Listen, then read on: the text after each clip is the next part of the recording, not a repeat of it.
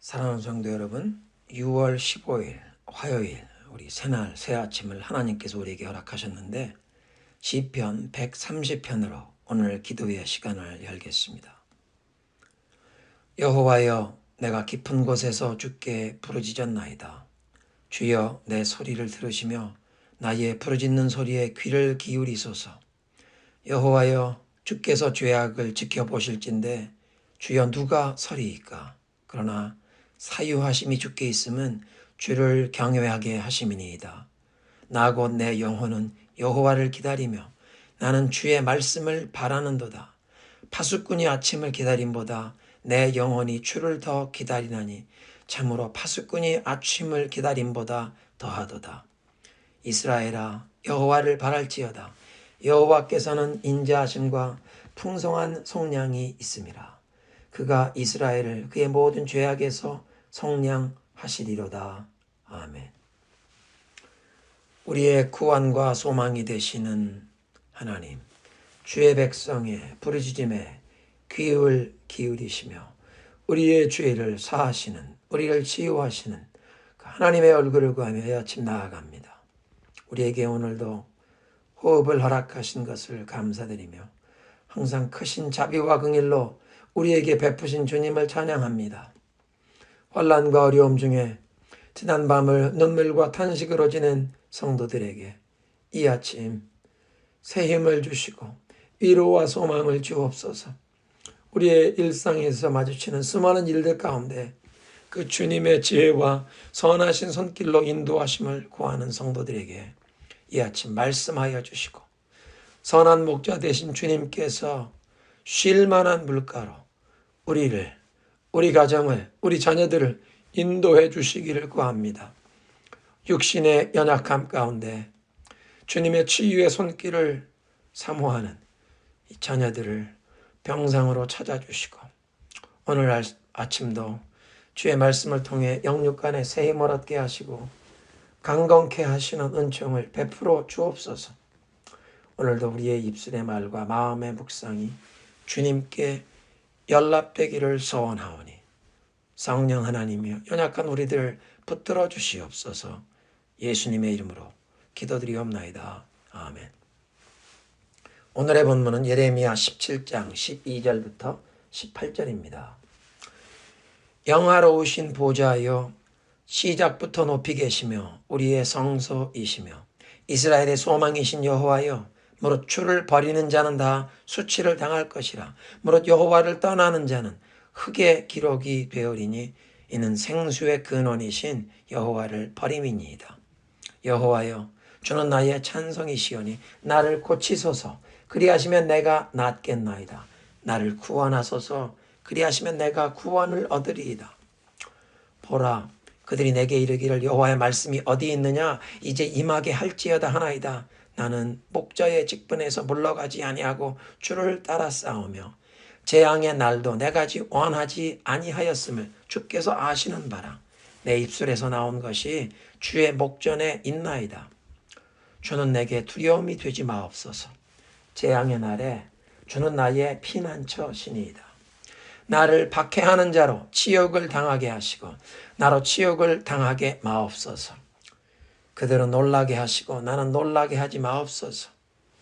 재앙의 날을 그들에게 임하게 하시며 배나 되는 멸망으로 그들을 멸하소서. 아멘. 오늘 본문에서 예레미야 선지자는 하나님을 향해 고백합니다. 주는 내게 두려움이 되지 마옵소서. 재앙의 날에 주는 나의 피난처시니이다. 하나님께서 이미 작정하시고 예고하신 심판의 날이 되면 어부를 불러다가 고기를 낚게 하고 사냥꾼을 불러 산과 언덕 바위 틈까지 샅샅이 뒤져서 사냥을 하게 하듯이 16장 16절에 그렇게 말씀하셨는데 하나님께서 이 온 땅에 무서운 형벌, 이 고통과 재앙을 내리실 날이 다가온다는 것을 예레미야는 알았고 경고의 메시지, 하나님께서 그 백성들에게 회개를 촉구하시는 메시지를 그동안 전해왔습니다. 그런 심판의 날에 모든 사람들에게 이 공의로 심판하시는 하나님은 두려운 분이 될 것을 알았습니다. 죄를 떨쳐버리지 않고 세상 것을 손에 꽉 쥐고 있다가 결국에는 내가 그 세상 것을 쥐고 있는 것이 아니라 그 썩어질 세상의 것, 허망하고 거짓되고 무익한 것에 자신들이 붙잡혀 살다가 이제 거룩하신 하나님의 분노와 심판의 대상이 되어버릴 그 사람들. 그런 사람들은 두려움에, 테러, 공포에 사로잡히게 될 것인데 예레미야는 고백합니다. 주는 내게 테러, 두려움이 공포가 되지 마옵소서. 그리고 재앙의 날에 주는 나의 피난처이십니다. 과연 어떤 사람이 재앙의 날에 심판과 형벌을 두려워 아니하고 담대하게 하나님이 나의 피난처가 되신다고 확신에 찬 고백을 할 수 있겠습니까? 자신의 죄와 허물을 깨닫지 못하는 자기 착각에서 거룩하신 하나님의 임재가 얼마나 두려운 것인지를 알지 못하는 그런 무지함 때문에 이렇게 고백하는 것이 아니라 하나님의 눈길 앞에선 어떤 죄악과 허물도 숨길 수 없음을 다 알지만 17장 이 7절의 말씀처럼 무릇 여호와를 의지하며 여호와를 의뢰하는 사람은 복을 받을 것입니다 라고 고백하며 그렇게 하나님만 의지하고 하나님만 의뢰하며 살아온 사람은 재앙의 날에도 하나님은 나의 피난처가 되신다고 정말 마음 깊은 곳에서부터 고백할 수 있게 될 것입니다. 어떤 재앙 앞에도 두려워 요동함 없이 나는 오직 하나님만 의지하고 하나님만 의뢰하며 살아왔습니다.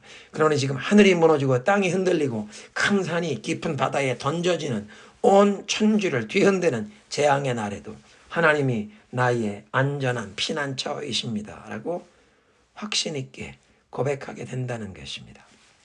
17장 8절은 그렇게 하나님만 의지하는 사람을 시냇가에 심은 나무가 더위가 올지라도 두려워하지 않고 그 잎사귀가 시들지 않고 철마다 열매를 결실하게 된다고 그 시편 1편에 얘기하는 복 있는 사람을 묘사하는 그런 얘기로 묘사하고 있습니다. 하나님을 경외하고 하나님의 말씀을 즐거워하여 주야로 하나님의 말씀을 붙들고 사는 사람 복 있는 사람입니다. 더위가 올지라도 두려워 아니하는 것처럼 환난과 재앙이 다가와도 두려워하지 아니하게 될 것입니다.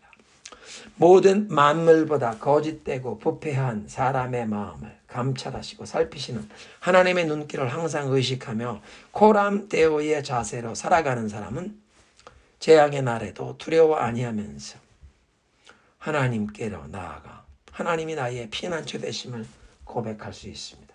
그렇게 하나님만 의지하는 사람은 12절에 하나님이 그 지극히 높으신 하늘 영광의 보좌 성소에 계신 분이심을 알고 그 높고 크신 하나님만 예배하며 하나님의 보좌, 통치권, 그 하나님의 절대 주권, 보좌에 자정하신 주님의 그 오너십, 통치권에 온전히 순복하는 예배자입니다. 그리고 13절처럼 하나님을 이스라엘의 소망으로 고백하게 됩니다. 이스라엘은 하나님의 약속을 받은 언약 백성, 하나님께 택함 받은 선택받은 선민이기 때문에 세상과 다른 가치관, 세상과 다른 목표, 세상과 다른 우선순위를 가지고 살아가게 됩니다.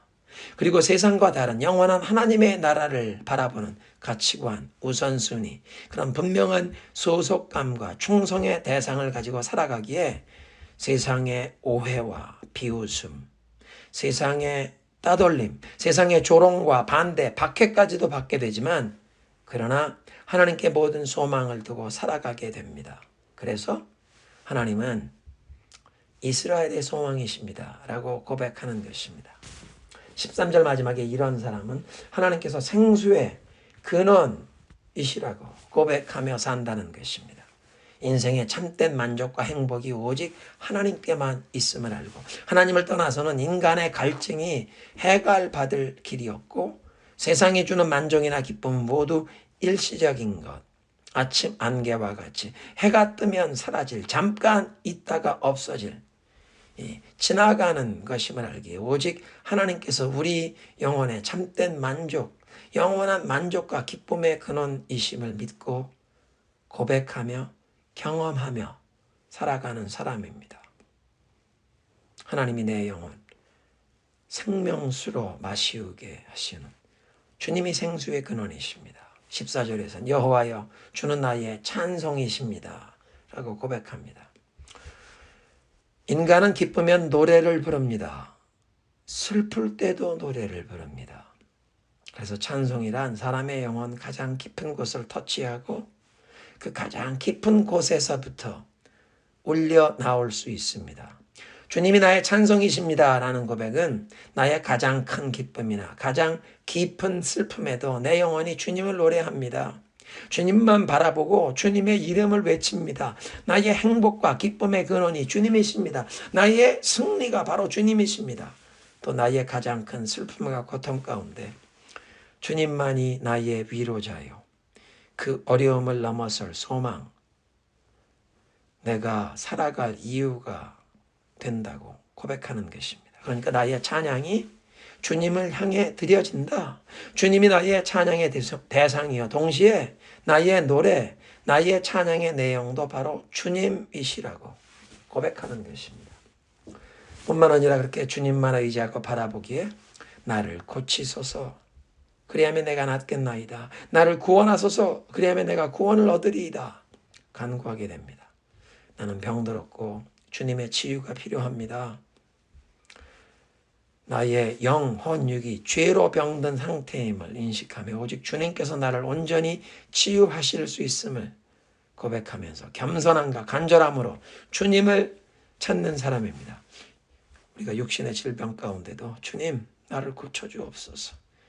주님이 치유하실 수 있음을 고백하며 주님의 그 치유의 손길, 주님만이 나의 구원자가 되심을 고백하며 나아가는 것입니다.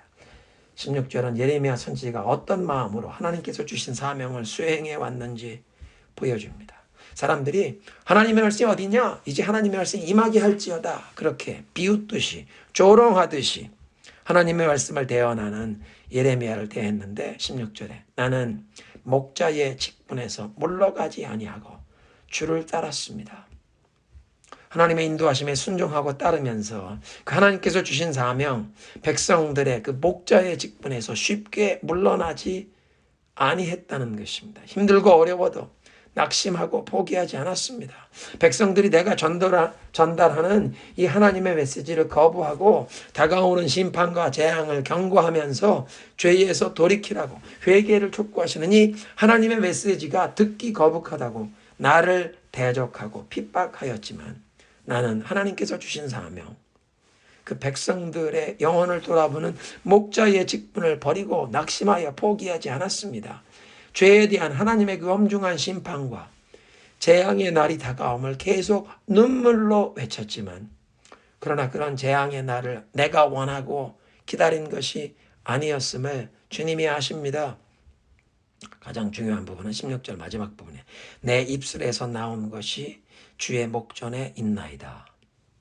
주님께서 내가 한 말을 다 알고 계시다는 고백입니다. 나의 모든 말이 주님 앞에 다 기억됨을 알았기에 하나님께서 주신 메시지만 가감 없이 전달했고 쓸데없는 말은 내 입으로 내뱉지 않았다는 것입니다. 내 입술에 나온 모든 말을 하나님이 다 보고 기억하고 알고 계십니다. 오늘 본문에서 가장 많이 반복이 되어 등장하는 단어는 수치, shame이라는 단어인데요. 13절에 주님을 버리는 자는 다 수치를 당할 것이라. 18절에 나를 박해하는 자로 수치를 당하게 하시고 나는 수치를 당하게 마옵소서.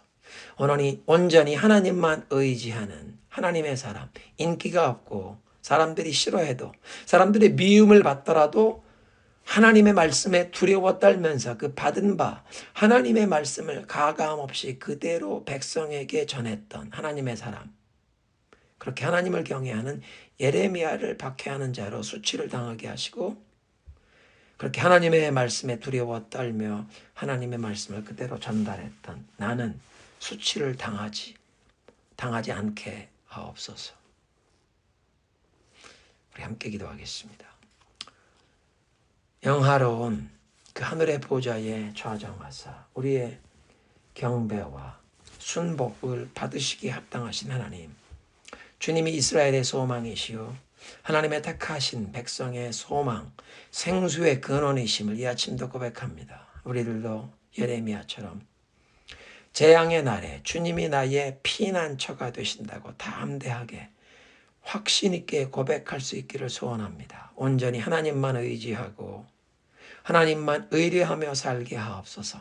세상 사람들을 의지하여 사람들의 눈치를 보며 사람들에게 인정받기를 구하는 사람들의 칭찬이나 사람들의 인정받는 세상의 명예를 추구하며 살다가 올무에 빠지는 것이 아니라 오직 하나님을 경외하며 하나님의 말씀을 두려워 떨며 그래서 그 주님 말씀에 순종하며 사는 우리들이 되기를 원하오니 주님 우리를 고쳐주시옵소서.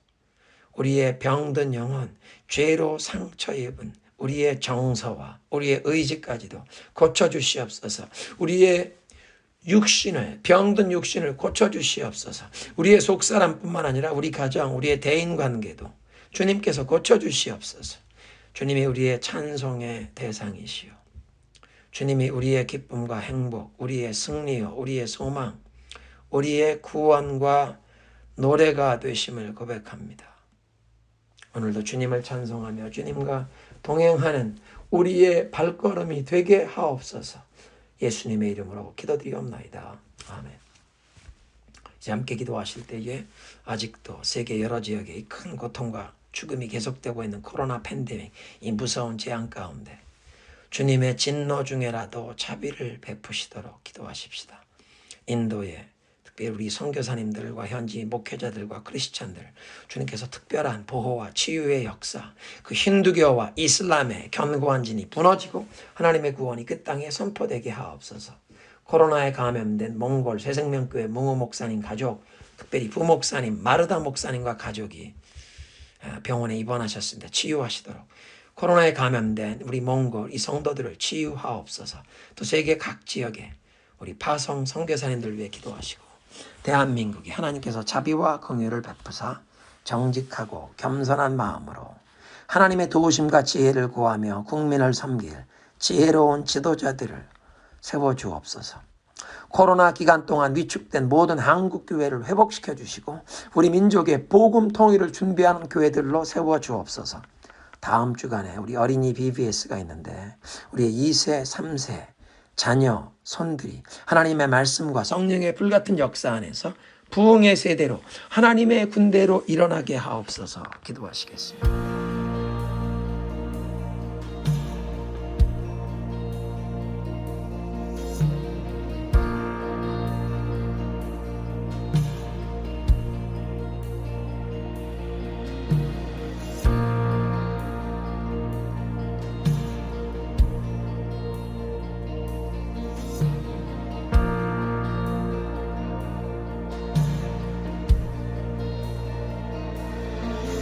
나의 삶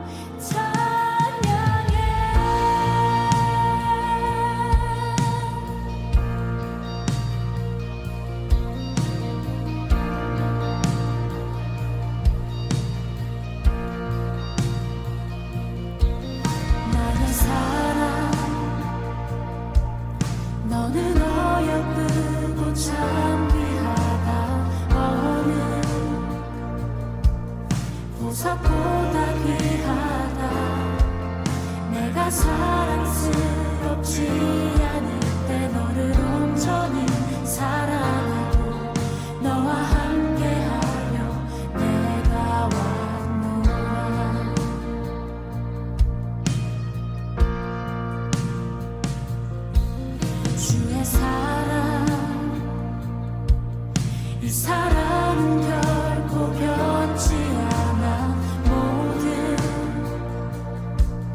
계절 돌고 지나 푸른 마르고 꽃은 시드나 주의 말씀은 진실해. 실수가